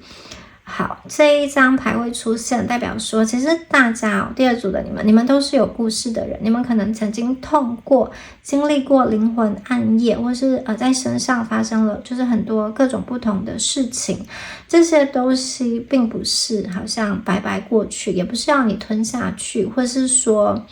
也不是要你去切割，可能有些事情你不想提，不想要面对，或是不敢讲。接下来大家会发现发生在你身上的事情并不是要让你扮演受害者，而是要让你去呈现一个勇气，就是你是如何去从这个困境中走出来的。那些你原本以为的失败，那些痛苦，现在都会变成有价值的经验。也就是说，这一张牌代表大家的故事正在被反省，你们不需要沉浸在悲伤中，因为这张牌它会把你的伤变成是你真正的武器，而且它会让你的生命中去迎来3种类型的人。第一个类型的人就是会去欣赏大家的人，会去欣赏你的人，他们并不是因为你完美而靠近你，而是因为你们真的很纯粹干净，能量上的干净，很真诚很真实，而且你有血有肉。第二个是需要你的人，他们看到你曾经走过的路，吃过的苦，经历过的那些经验，他们知道你可以拉他一把，他们想要靠近你，或是有些人会把你当成导师。第三个呢，就是比较浪漫的连结，被大家吸引的人，他是一个很有深度的连结，他们呢看见你体内的这个韧性，然后他们也读懂了你过去的这些故事，他们会想要靠近你，被你吸引，不单单只是因为你的外表、才华、魅力，而是你的灵魂强度。大家你会发现，你已经不需要再解释了，你本身的存在，你本身的故事就非常的精彩，非常的有分量。你身上有一个能量，就是这个能量是你曾经经历过干旱、痛苦，什么都没有，虚无的时刻走过来之后，我活过来了，我懂了的这一种能量。所以现在来找你的人，靠近你的人，他并不是来夺取你身上的什么东西，而是他也是带着他身上的一些故事，可能是一些伤痕，或是一些什么样子的经历想要跟你分享，所以你跟他们会相遇在一个很美、充满共鸣跟理解的地方。所以请大家不要把过去发生在你身上的故事去贬低，或是有些人会觉得说我这个经历不值得一提，或者说这个痛没有什么，很多人比我更惨更痛，我算幸运的。好，当你这样子把自己的经历贬低或是缩小的时候，它就是你自己对自己能量的切割。如果你把你最重要的经历降到1分，那宇宙就会只能给你1分的回馈。所以这张牌是要把你推回到你的位置，你并不是在演悲剧的主角，而是你自己这个美丽故事中的主角。你不需要去求别人认可，你只需要为自己的生命去作证。这张牌出现代表大家的人生开始翻篇，所以大家不要再用旧的版本的你去对应到新的机会。你不需要再装乖，不需要再道歉，不需要再讨好，你只需要站出来说你真正的故事，真实的体验，整个世界就会对你产生回应。你们所有的故事都是值得被说出口的。你身上发生在你身上的事情，可能就像一个传说一样，有非常多值得讲的一个篇章。所以呢，请放心的站出去，被看到，甚至很多人会主动的来找你，想要问你说你怎么做到的，你可以教我吗？你可能如果你还在旧的模式，你可能会习惯把自己藏起来，或是觉得自己没有这么的特别。但是这张牌千万再提醒大家，你有你的故事，你有你的经历，你有所有这种逆境翻盘的这个经历，这个经验，这些东西成就了你身上的智慧跟韧性，也成为了你新的资产。所以要好好的珍惜所有你身上美丽的故事。然后最后一张牌很漂亮哦，它是高跟鞋哦。这张牌在讲什么？这张牌其实非常的直接，就是如果你遇到适合的人，就像适合的鞋子、资源跟机会，你就不要犹豫了。如果这双鞋合脚舒服，你就直接的把鞋子穿上穿走，就很像是灰姑娘的玻璃鞋。当你一穿上，你就知道这个是我的尺寸，我不需要再跟别人比较，或是再去问其他的人。当你心里有那个你觉得对，这个就是这个机会，这个就是你的这个想法跟念头的时候，赶快把它抓住，赶快把它穿走。好，在感情上也是你生命中会遇到有些人主动的靠近你，他不是那种拖拖拉拉的能量，他很直接的约你出来，他很直接的愿意往你身边靠近。比如说他问你说你有空吗？我想要见你，或是我可以去帮助你在这件事情上，或是他觉得他想要去多多了解你，他觉得你很值得。那这个感受是很强烈的，因为对方会主动的靠近，你不需要去猜，然后你也不需要去等。当你也有相同的感受的时候，请你去回应他。当你觉得舒服，它就是合脚的鞋，请你去回应他。好，第二个很具体的机会就是在金钱跟工作上你们会有一些就是有比如说合约啊、条件啊、价钱啊都谈好的这些工作，它并不是空口说白话，甚至是这种就是比如说这种入职的职位就已经很正式的发通知给你。甚至有些朋友在金钱上，你可能会接触到比之前所有遇过的还要更大的一个集聚的这种金钱资源跟人脉。然后因为你过去没有接触过比如说这么大数额跟数量的金钱，你可能会害怕。但宇宙想要告诉大家不要害怕，不要说我再想一想，不要再犹豫了。你会得到这么大的一个好运，是因为你之前所有努力的累积都被看见了。只要你觉得舒服，不紧绷，不委屈，这个就是属于你的。在感情上也是如果这个人让你感觉到不会就是不舒服，因为就像合脚的鞋嘛，你一穿上就觉得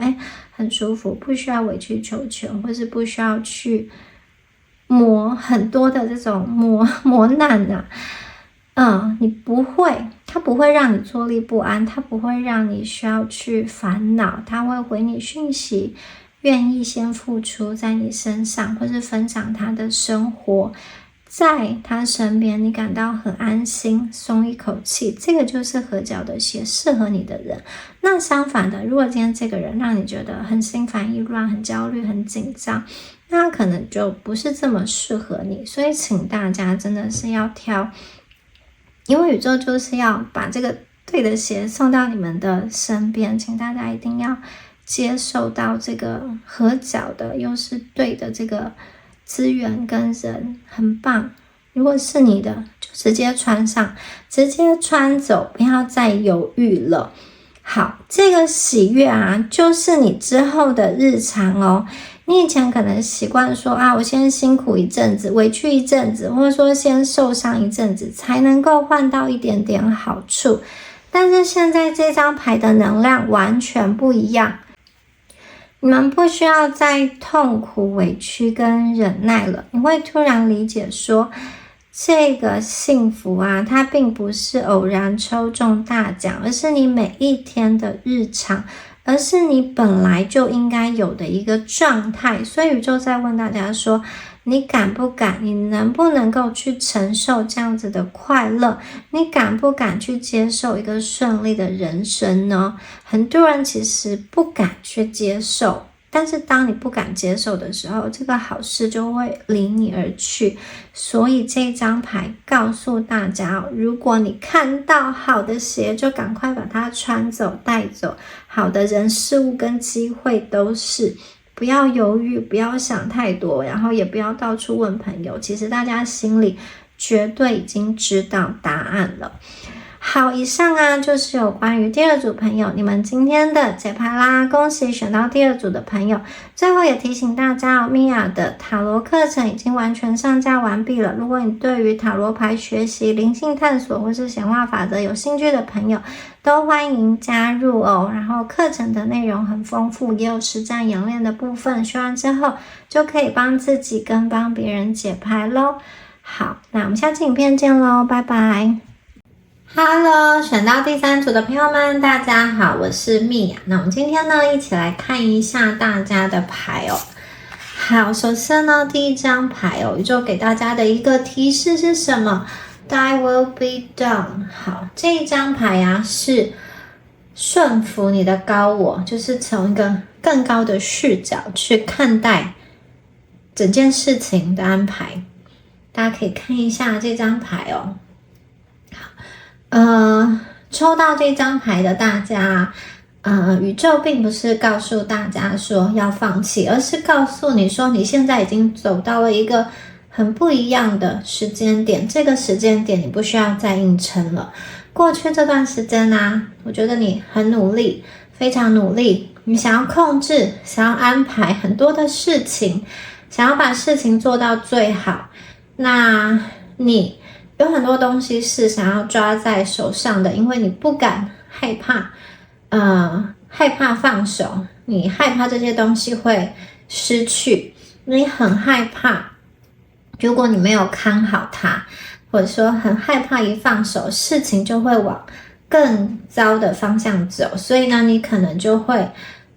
努力的想办法，努力的撑住。这张牌出现代表说，其实大家你们已经尽力了。好，未来3个月大家的人生会进入到一个转换期，这个转换并不是要你更用力，而是宇宙想要问你，你愿不愿意相信，你愿不愿意信任更大的安排。好，这张牌Thy will be done， 它并不是一个宿命论的牌，而是如果大家不再用头脑去，或者说用你的蛮力去推动一些事情的话，事情反而会有其他的空间可以流动。你可能会突然发现有些事情其实不需要你出手就可以解决了，并不是事事都需要你操心。有些你认为只有自己能够承担的责任，慢慢会有人开始帮你分担，或者说有些你本来抓住不放的执念，接下来在未来3个月，你会慢慢的自己松开，就像这个女孩她坐在这个大鹏鸟身上一样，她往更高的地方飞去。好，你开始站在更高的视角去看待事情，你们慢慢的会明白一件事情真的不是所有事情都需要靠你死拼活拼，人生才会往前走。接下来大家你们可以去留意一下生命当中的一些转变。好，如果生命当中有一些路你就是觉得打不开，或是没有办法前进，这并不是因为你不够好，可能是那条路它并不适合你，或是已经不适合你了。接下来你们要从一个凡事都是自己扛的阶段，走向一个你会开始被宇宙顺流接住的新状态。大家你们并不需要再证明自己值得好的结果，你不需要再去证明自己，因为你已经走在对的路上，而且你们有这个助力，你们坐在大鹏鸟的翅膀上往上飞，不是靠着你需要一个人很努力，你们现在是顺风顺水，你们有宇宙的帮助，宇宙的助力，而且宇宙想告诉你，换一个不同的视角看待世界。当你飞得高飞得远的时候，你会发现有一些你纠结的事情，其实这个烦恼不需要去纠结，然后你会发现有一些你认为是失败的事情，其实转个念头来看，它并不是失败，甚至是塞翁失马焉知非福，可能这个背后有很大的一个福报在里面。所以我看见你们的视角视野也不一样了。好，很棒的一张牌。接下来呢，我们再来看一下Pour back to propel forward。 好，这张牌是说有的时候你先后退一步，可能反而会推你往前进。有些朋友你可能觉得自己的人生好像没有前进，或是有些人可能觉得不仅没有前进，反而还在后退。其实这种后退它是为了一个未来更大的前进来积蓄力量。我觉得这张牌会出现通常是因为大家心里有一个矛盾，一方面你觉得很着急，觉得时间不够用了，但另外一方面你会发现为什么我怎么努力都推不动。好，在这个有限的时间内，明明时间就不够了，可是我这么努力好像又没有办法去推动这件事情。你可能会开始怀疑，是不是我没有能力是不是我哪里做错了？为什么别人都在前进，我却停在这里？但这张牌想告诉大家的并不是责备，而是一个提醒你们现在正在经历一个必要的，就是往后拉的这个过程。它很像拉弓一样，箭要射得远，一定要先往后拉。如果现在大家硬往前冲，只会消耗你的力气，去不到你真正想去的地方。好，未来3个月你们可能会发现有些事情被迫慢下来，可能是计划延后，可能是关系停滞，可能是你自己突然不想要再照自己原本的方式或是想法走。但是当这种状态出现的时候，请你不要急着否认这个状态，因为这个后退并不是宇宙要大家放弃，而是宇宙在帮大家调整方向跟力道。因为大家在学会一件很重要的事情，不是每一次前进都必须要往前跑很远或是跑很久，有时候前进其实是选择暂停。这张牌也在提醒大家接下来大家可以留意一下在生活当中有些时候你会有我想要去退一步，或者我想要休息的念头，你想要休息，想要重新规划，想要保留力气，这一些并不是大家被削弱了状态，而是你开始变聪明，因为你开始离开，你正在离开一个只要觉得自己稍微停下来自己就没有用，或是自己就会输了的一个阶段。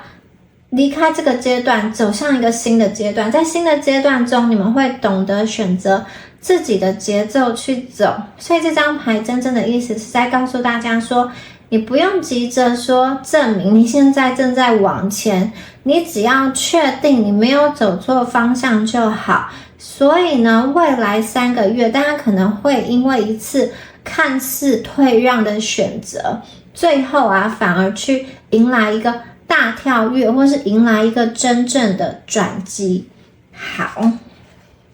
我们再来看一下接下来的牌。好的，第3张牌 In Between Lifetime Lagoon。 好，这一张牌其实是一个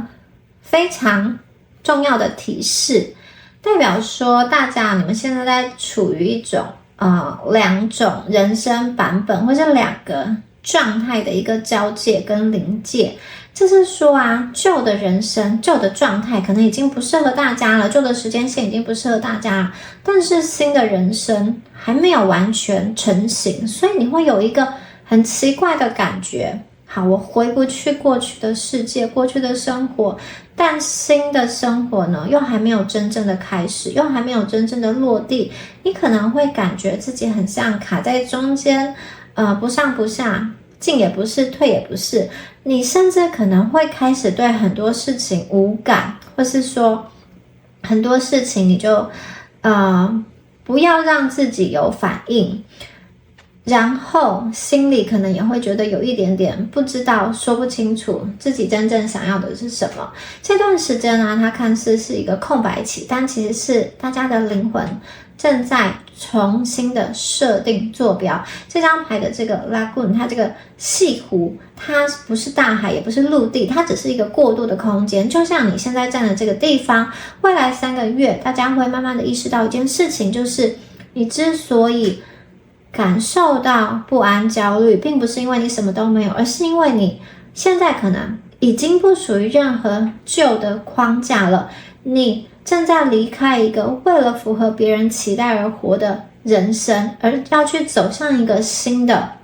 人生、新的阶段。可是在这个新的阶段中，你可能还在学习怎么样去做自己，或是说还在去适应很多的东西。所以这个阶段最大的挑战并不是来自于外在的，而是你可能会一直问自己说我现在的状态是不是正常的？为什么会在这里呢？这个过渡期究竟要多久呢？但是这张牌想要温柔的告诉大家说，所有的真正的转变都会经历过这个过渡的中间的地带。就像你在蜕变之前，你会暂时的失去你的本质，会失去你的形状，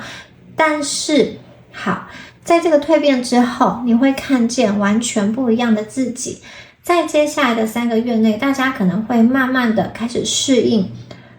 没有这些旧的框架、旧的身份的自己。有些朋友你可能会减少社交活动，重新整理你的价值观，甚至开始怀疑一些你以前深信不疑的东西，或者是你会转换你的舒适圈。这个并不是倒退，而是你正在为你人生下一个版本进行清理跟清场。这张牌想告诉大家说，在这个过渡的时期，你不需要急着给自己一个答案，你也不需要现在就很清楚说我未来要去哪里，你只需要知道你已经不属于那个过去的旧的版本，而这张牌的出现就是新阶段真正开始的地方。好，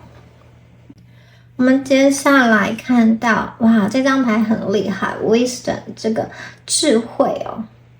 你们现在正在累积的，除了结果之外，还有是人生的厚度跟深度。这张牌出现了一种稳定感，我觉得你们终于开始看懂很多的事情。你们这一段时间的辛苦跟累并不是白费，你们会变得更有智慧。这个智慧就是你们可能会去想通一个以前想不通的人生的答案，或者是说你不再用同一套方法去看待所有的事情，你会开始发现你面对事情可以慢慢的开始冷静下来，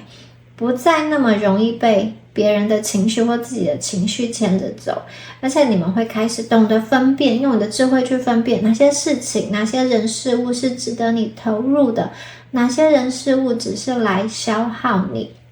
这种改变它是慢慢的，但是它却很深很安静。就是说接下来啊，大家可能会遇到一些状况，这个状况其实你之前遇到过，或是跟过去很像的一个状况，可是这一次啊，你遇到这个状况的时候，你的反应会截然不同，会完全不同。以前的你可能会急着解释，急着补救，急着证明，但是现在的你会突然豁然开朗。这一题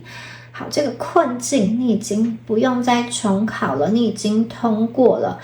因为这张牌智慧，这张牌你们已经把所有的经验内化，你并不是好像只是撑过这段时间，而是你真正的学会了过去的经验要教你什么。所以你们会开始更相信自己的判断，你不需要问别人的意见，或是你也比较敢去拒绝一些东西。以前如果你还没有内化这些智慧的时候，你可能会去倾听参考很多的智慧，因为你不相信自己的判断。接下来你会很清楚什么东西适合你，什么东西不再适合你，什么方式是适合你的状态，什么方式是不是的。你的人生节奏会慢慢的稳定下来，你不会把所有的事情都把它们好像等重的去看待。这张牌也提醒你你现在累积的并不再只是那种外在的会消逝的成果，而是一种你不会再被别人模糊的清楚，这个清楚是深植在你心里，不会被带走的。所以这个清楚，这种清醒，这种明白，会让大家在未来做选择的时候少走非常多的冤枉路。你现在已经不是那个什么事情都要亲自去试新，亲自去跌一跤才懂的人，你现在已经走进一个知道自己要什么，知道自己在做什么的新阶段。好，很厉害的一张牌。好，我们的下张牌是 Heart Activation。好，这张牌意味着大家的心即将被重新打开，而不是再一次的受伤。哇，这张牌是一张非常温柔的牌，我看到这个粉红色好多好多的玫瑰，还有这个水晶做的城堡。好，这一条玫瑰的道路啊，通往一个光之所在的地方。这张牌出现是要来安抚大家过去受伤的心哦。这张牌不是要你付出更多，而是要你回到自己。好，以前啊，你可能在爱情或是在人际，在原生家庭互动的过程中，你有很多的期待，或是这个期待最后是落空的，或是失望的。那你可能会告诉自己说，没有关系，我可以再忍一下，或再等一下，看看事情会不会有转机或是转换。或者是有些朋友你等了太久，最后觉得失望了，觉得说这么美好的爱不会降临到我的生命中。但是这张牌出现，它是一个转捩点，很明确的告诉你说，首先你不需要再委曲求全，不需要再用委屈的方式来证明自己的价值，而是说当你开始诚实的感受到自己的心，你会慢慢的意识到，其实有些东西，或者说有些关系你早就不想要了，你早就不需要了，只是你以前可能不敢承认。有些朋友你会对于某一些关系的态度开始变得冷静，或者是说对于某一些承诺你会开始犹豫要不要继续，甚至你会对于一些理论上应该去珍惜的东西感受不到心的温度或是热度。这个并不是冷血是你的心正在回到一个正确的位置。因为这张牌代表说，你会把爱一点一滴的收回来，你会把爱留给自己。好，这样做之后呢，你们会得到一个真正的开心。你们接下来付出的爱啊，是真正的就是想要去做这件事情，而不是我付出我的时间，我付出我的爱，是因为害怕失去，或者是说我想要换来什么东西。你们接下来给出的爱是很甜美的，然后也是你心甘情愿的，就是你付出的同时，或是你去爱这个人的同时，你是觉得很开心的。然后呢，喜从天降的事情就是你会进入到一个好单身的朋友，你可能会进入到一种比较浪漫的气氛跟氛围中。你会发现身边有人他是可以发展的，或是身边有对象是你觉得是在你就是择偶的条件或是标准当中，你想要去更深入的跟这个人连结。那这张牌它也代表一种觉醒，你会更加的敏感，也会更加的清楚，你不会再强迫自己去压抑自己的感受。这个时候你的心反而慢慢的打开了。当你的心打开之后呢，你们就进入一个你不需要用痛苦用委曲求全去换感情或是换关系的一个阶段。接下来你们迎来的是真正的幸福跟真正的自由。很多朋友，如果你觉得我从来都没有体验过好甜蜜的感觉，或者是全然的被爱的感觉，那是一种什么感觉呢？接下来宇宙就要让你们尽情的享受跟尽情的体验这样子的滋味。好，接下来我们再来看一下下面的牌。我们出现的是马。好，这张牌哇，看到这个能量开始动了起来。对，大家你们已经准备好松开缰绳了。马的能量非常的明确它是一个你们可以自己朝着自己的节奏前进。可能你之前可能会被某一种惯性或是习惯框住，就是你会觉得这样做比较安全，你知道规则是什么，你知道责任是什么，你知道怎么样做，不能够乱来。你一直待在一个你可以理解为什么要这样做，但是你可能不一定快乐的位置，或是你一直待在一个很安全，但是却不一定是真的有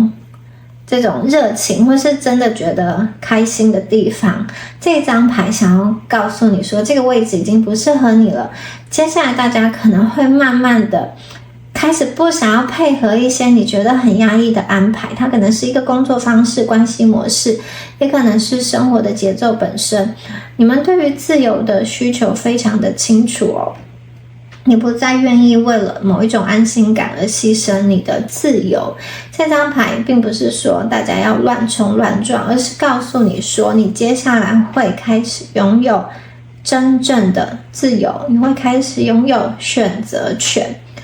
你不用再违背自己的心意了，你会开始用行动去回应前面这几张牌的觉醒。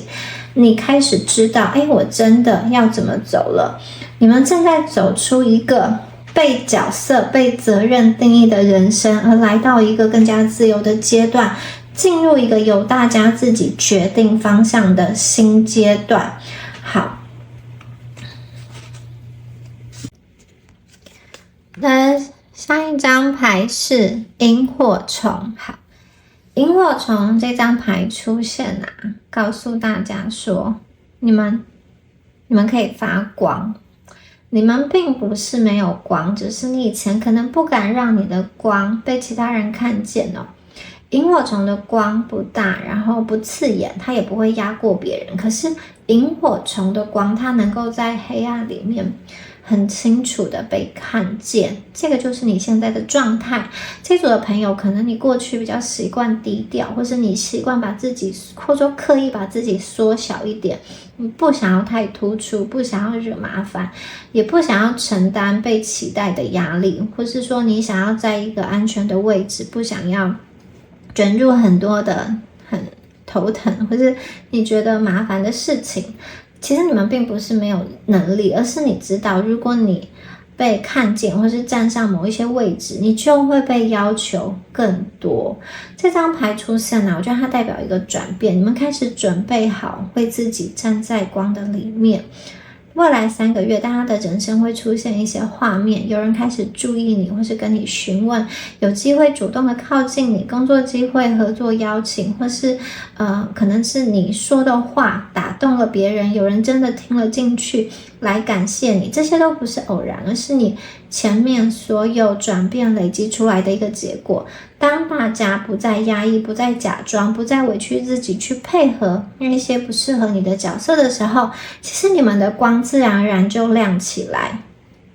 好，这张牌也在提醒大家一件事情哦，你们并不需要等到完全准备好才发光，你只需要愿意站出来，让真实的自己被看见。萤火虫啊，它并不是白天在发光嘛，它是在夜晚里面出现。而现在我觉得大家也走到一个你们不再害怕黑暗，也不再害怕被看见，不再害怕曝光的新阶段。你的存在本身就有价值，甚至你的存在是在黑暗中可以给人力量，不仅可以照亮自己，也能够去照亮别人的这一份光芒。好，我们来看一下最后一张牌哦，哇，最后一张牌超级可爱哦，是羊驼拉玛。这张牌呢，代表的是灵魂的成长哦。好，这张牌作为结尾啊，其实在很温柔的告诉大家一件事情哦，你现在正在走的路并没有走错。成长这件事情啊，本来就不轻松，它可能是很默默的，它可能没有掌声，它是很安静的，它有很长一段时间看不到成果，甚至你可能怀疑说自己是不是太慢了，会不会没有到达的那一天。好，有些朋友啊，你可能目前还没有对于明确的，就是对于人生还没有一个明确的答案，或是你觉得说明明已经很努力在调试了，但是还是常常出现不安。但是这张牌出现啊，代表说大家你们已经走在一个灵魂等级的转换上，你们并不是重来，你们也不需要重来。你们吸收了之前的智慧跟经验之后啊，你们接下来要做的是升级。还有你们就是一开头，宇宙就告诉你们，你们是顺流的，宇宙会帮助你，你不需要孤军奋战。好，你们会相信，也会看见有些结果它是需要时间去等待，需要时间去成熟的。你们会更愿意陪着自己走这一段过程，而不是急着跳到终点。这张牌提醒大家，不要用别人的进度来衡量自己的成长哦。你的路本来就跟别人不一样。羊驼呢，它是一种会背负重量，会慢慢前进的这个动物哦，它不会急，也不会冲，但是它可以走得很远很远。而大家现在正在慢慢的去明白这件事情，所以这张牌最后想要跟大家说，你不需要完美，你只要愿意相信整个过程是正在觉醒，正在成长，你会信任这段旅途的本身。当你不再质疑自己的脚步，当你信任你走过的每一步路，每一条路，你的人生就会开始回应你，你就会进入到我前面一开始说的顺流的状态，你会站在更高的视角来看待所有事情的发生，因果啊，来龙去脉，我觉得大家都会看得很清楚，用你们的智慧去理解所有转变，所有发生的一切。好，恭喜选到第3组的朋友。最后也提醒大家，米娅的塔罗课程已经完全上架完毕了。如果你对于灵性探索或是塔罗牌学习有兴趣的朋友，都欢迎加入。学完之后呢，就可以自己帮自己占卜，也可以帮别人做占卜哦。好，下次影片见咯，拜拜。